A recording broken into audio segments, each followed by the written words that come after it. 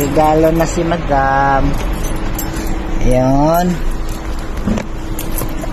Anskas daw po. Kalupit na regalo sa buong buhay ko. Ano? Huwag mo na i-convert sa Pinas yan kasi nga aabot yan ng mga 35,000.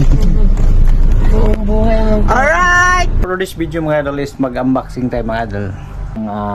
Napaka-special na regalo na galing sa ating pinamahal na special someone. Ito yung pinakapangarap kong camera mga idol. Nag-upgrade na tayo kahit di tayo masyadong nagbablog. Siguro hindi na tayo tama rin kasi nga mayroon na tayong gamit. So buksan natin ito mga idol kasi nga para malaman natin kung paano ito gamitin. So nakabili natin to ng ayan, may presyo tayo dito 179 Oman Real. So almost kung i-convert mo to sa peso is almost 26. Hindi to kasali. Ayan, 9, so almost 10 din to, 10 real, Oman Real. So kung i-convert mo sa Pinas is depende kasi sa palitan. Yung palitan ngayon is nasa 45 yata, 145. At siyempre mga idol, bumili na rin tayo dito ng ito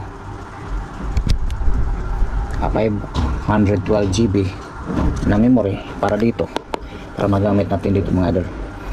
Nabili ito ng 15, so ang nabayaran natin is almost 200 plus mga idol.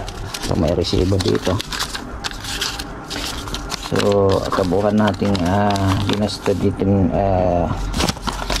ayan, medyo malaki-laki ito sa 205. Ayan, 205 Real, Oman Real. Kaya na natin itong stand. Ayan, napakalupit na stand mga idol. Tapos dito, ayan pala to.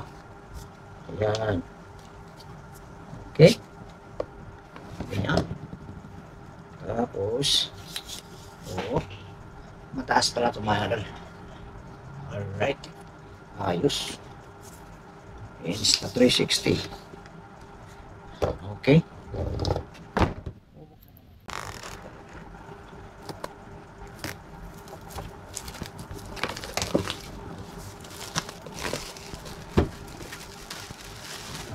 okay.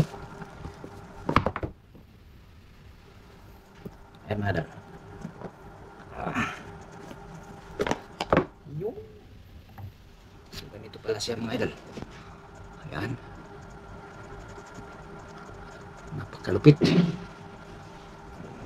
Tapos tingnan natin ito kung ano to.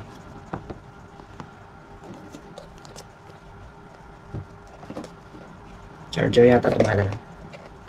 Yung English. Set up natin. Next lang natin. Ayan. Got it. Okay. Okay. So may nakalagay dito mga idol. Volume, medium, video. Got it. So yan ang SD card mga idol. May babili tayong SD card, lagay natin muna. Ayan, buksan natin. Mga idol.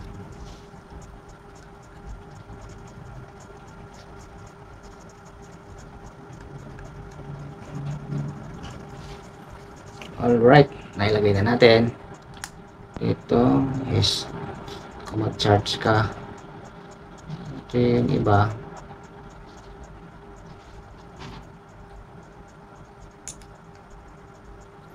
Hindi natin alam ang mga function mga idol. So ito yung baterya. Napakalaki. Alright. So ibalik na natin. Start using.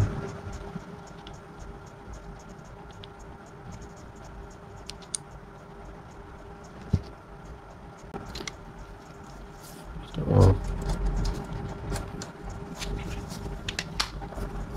alright.